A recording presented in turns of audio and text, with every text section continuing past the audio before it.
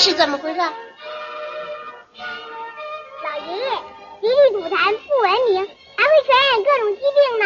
对，最好下次吐痰的时候要吐在手绢里、纸里或者垃圾箱里。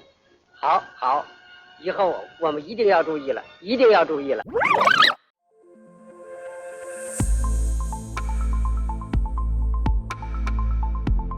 Spitting is an obnoxious and filthy habit. People spit not only on the roadside, spitting happens just anywhere here in India, starting from government properties, walls, stairways, corridors, cinema halls, railway stations, historical monuments, and all other public places very commonly. So stop being so generous about spitting because it actually costs you. Spitting in Indian culture. Spitting is not a taboo in our culture. We have been influenced by our culture on spitting from the very beginning. In India, obsession on spitting can be seen in many ways. Mothers and grandmothers gently spitting or faking it on their children with objects like lemon, fire, salt, etc. Anti-spitting law enacted during COVID-19 is definitely not a new law. As a matter of fact, until 1882, spitting was considered to be a socially acceptable habit in many countries. In 1882, finally, when Robert Koch discovered the tuberculosis bacteria in our saliva was responsible for spreading this contagious disease to the society, many countries enacted anti-spitting laws. After the outbreak of the COVID-19 pandemic, Indian Council of Medical Research (ICMR) issued an appeal to the general public not to consume and spit smokeless tobacco in public. Saliva of an infected person can carry the virus for more than 24 hours. In response to this, the government of India has banned spitting in public in common places.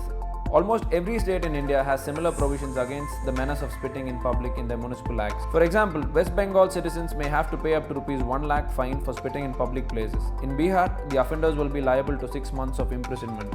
The toughest measure so far has been by Himachal Pradesh. Earlier this month, the state police warned the public that coronavirus patients who spit at others will be charged with attempt to murder. The act leads to the victim contracting the virus or succumbing to the disease. He or she can expect a murder charge.